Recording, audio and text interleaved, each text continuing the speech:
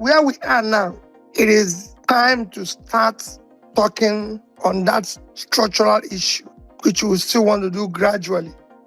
Because we now believe that we now have people who believe in this new Nigeria we're preaching, people who are ready to sacrifice for it, people who are ready to wait for it. We have now a reasonable number to start talking about it. So now is the time for a strong socio-political structure across the country, across the 30 states, one that includes not just hardcore obedience, but also over 6 to 10 million, because I know while they said we got 6 million votes, I know we got up to 10 million. So all those who supported us, all those who voted for us, and millions of Nigerians who are now experiencing the outcome of board governance in the last couple of years, we need to engage them to join this movement. We will begin with a series of consultation in the coming days and weeks for birth of this structure of millions, several millions of Nigerians who are tired of status quo and want a birth of new Nigeria. In building this structure, we're going to be totally inclusive and democratic. The process will be transparent. We will consult with so many stakeholders as possible. We want the structure to be citizen-led, so it will be demand-led, not supply-led. Because people have always said to me, why don't you appoint this one? Why don't you do this? I say, no. We're a family. This family will come out with their own structure that they will all believe in and will all monitor and see that this thing.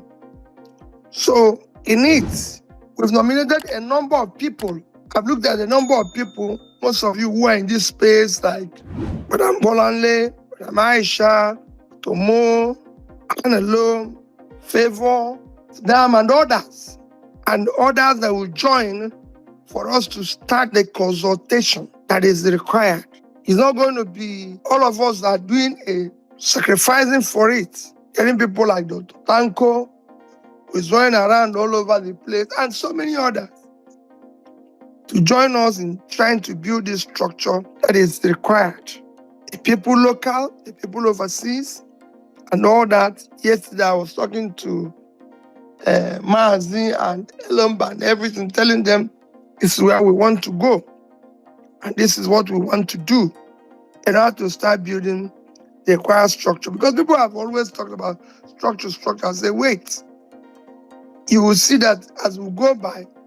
But I'm not deterred because I listened to the National Democratic Institute lecture. I mentioned it to people. It was wonderful that they talked about opposition and people losing the election. Former Prime Minister of Denmark, I think he's the foreign minister now, he's been Prime Minister 2 times, talked about what happens when you lose the election. What happens to the party? What happens to the people?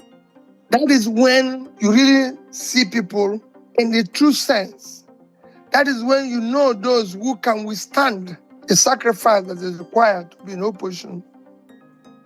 And this is the case of where, in a world where nobody is harassing the opposition, in a world where nobody cares about the opposition, so you can imagine what is happening.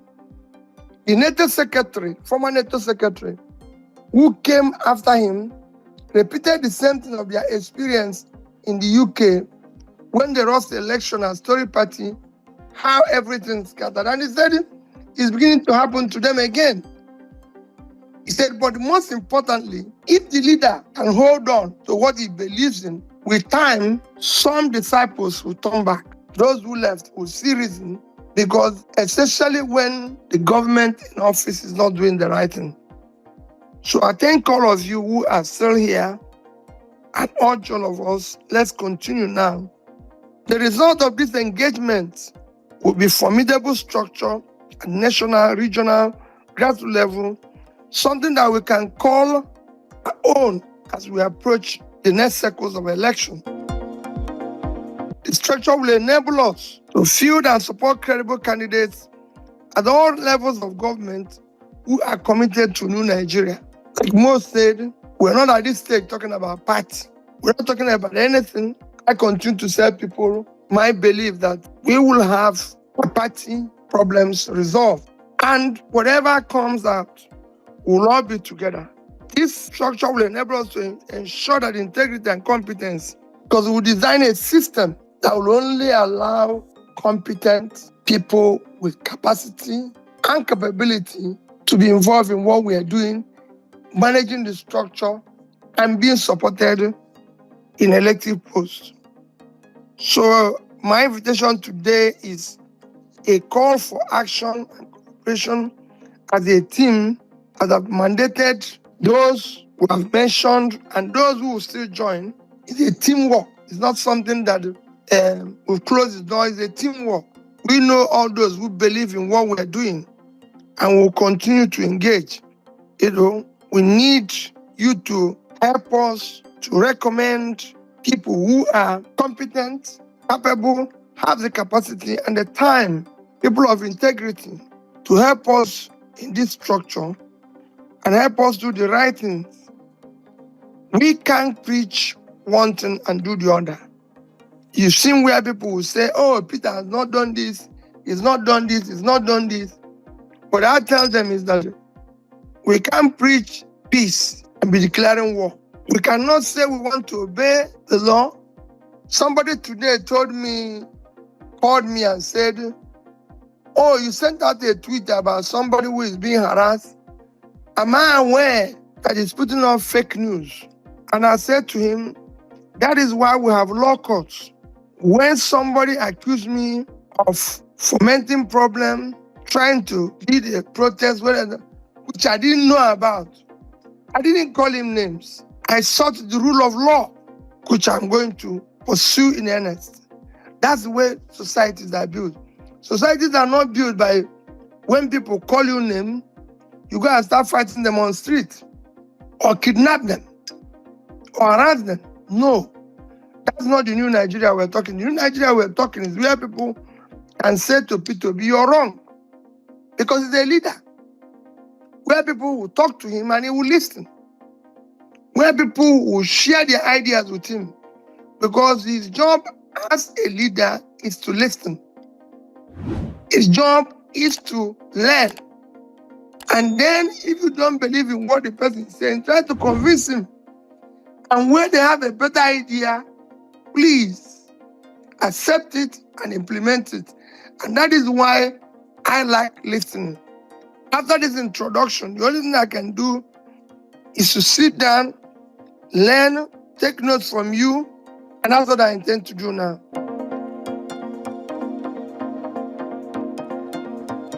What do you think about the End Bad Governance protesters and the ones that have been detained for 60 days and all the rest, and about PDOM and the other journalists? I already know you already spoke about the other journalists today. And lastly, what do you think about the future protests October? What do you think about all the protests, and what do you think can be done? What do you think is the right approach to tackle this particular government in power because of all the bad news you've been hearing from them and how they're not doing the right thing in office? So thank you. Those are my questions. Well, mine is a very simple thing. I've always said it. It's citizens must always hold their government accountable. And when I talk about citizens, It's going to be everybody. It is not left for, say, Peter Obi, anybody to hold government accountable. I'm doing my own as much as I can. And I'm sure that no other opposition is doing what I'm doing in terms of being engaged, moving around and everything. That is why even when people say, oh, maybe he's this or he's this, I laugh because those who are saying it have invited at least 6 and say, I want you to go from where to here to me. More will recall when somebody said something and I said, we are going to Osun State tomorrow and I want you to join me. He said, when are we leaving? I said, we are leaving Lagos 4:35 a.m. He said, no, why don't we stay up to 10? Peter, is it not possible to do this? Before the man wake up, I was already in Oshobo. But when you're doing it, people who stay somewhere, probably eating shrimps and good food, are busy saying, oh, this man is not this. They forgot that I went to view in southern Borno. They forgot that I went to Katangu in southern Gombe and on, difficult places to campaign, and I still going all those places today. More will tell you, I left Kogi, 7 p.m., not seen anywhere on the road to sleep. I mean, people insisted we sleep with them, and I said, I'm going to Enugu. So when you do all that, all of us needs to engage them. It is not about me. It is about all of us collectively. If you look at what government is doing to the big and famous today in Nigeria, if you look at what they are doing to people who speak, just imagine what I'm going through. Just imagine it. So it's easier for people to go on and say, I comment on issues like you see me with. First thing I do when I get any news, like the one I did this morning, I was traveling in America. I didn't know. When I get any news, all I do is to take 24 hours to analyze what happened and what is happening, and I make comments. But I really make comments on anything, and I support all peaceful, legal protest, agitation. And when I was campaigning, I said it. I will talk with every protester, agitator, this. All I want you to do is say the reason why you're protesting. Tell us why you're agitating.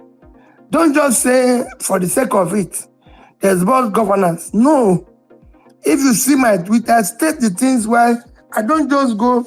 That's why I go and do the research, have the facts, have everything, so that when it is verified, people can see, even if it's somebody who made the statement, yes, I can now do so on another person's statement. And usually, those who come close to me will ask me, oh, this is this, this is this, this is this. And most of you who are in this space do that. You'll see that when they tell me, oh, you haven't commented on this, you haven't commented on this, I'm looking into it and I will eventually comment and send them back and say I've commented on it. But thank you. I urge you to continue. If there's any place I'm not doing well, please correct me. People are talking about attack and everything. Just imagine what people are getting so you can imagine what I go through. But I assure you of my commitment, and I want you to be similarly committed.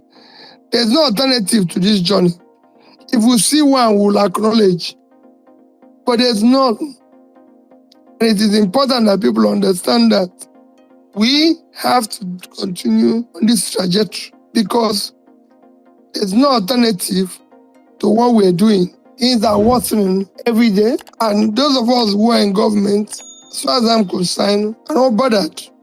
It's mentioning to people about how the capital budget of our primary health care and capital budget of all our teaching hospitals being below what we used to buy jets, anything. It's nothing anybody can imagine. No other country can that happen. So it is for all of us to hold our hands together within the law and continue to say what is right. Continue to criticize what is right. Continue to do and stand on the truth. It is not easy. Any of us can be picked up at any time. We will continue in the right direction. I'm sure we will remain and continue to succeed. Thank you. May God Almighty bless all of you, bless this noble endeavor, and bless all suffering and all Nigerians who don't know where the next meal will come from. God bless Nigeria.